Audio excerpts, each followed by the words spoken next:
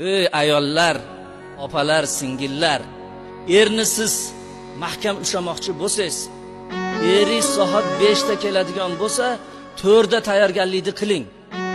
Eshiklarga suvni sepib, kerak bo'lsa rayhonlarni bir qator tepasiga suv urib, kiymagan ko'ylaklaringizni kiyib, shunda eringiz kirib qatib qolsin. O'zim uyimga kirdimmi, boshqa uyga kirdimmi, adashib qoldimmi? Siz shunday kiyiningki, ko'chada sizni tanimasdan turib orqangizdan sizga gap tashab qo'ysin. Shunday holatga kelsangiz, shirin so'zlik bilan keldingizmi xo'jayin? Bugun ajoyib kech kirish qiyin bo'ldi-ya. Kechadan beri kutaman, vaholanki ertaman kuzatgansiz.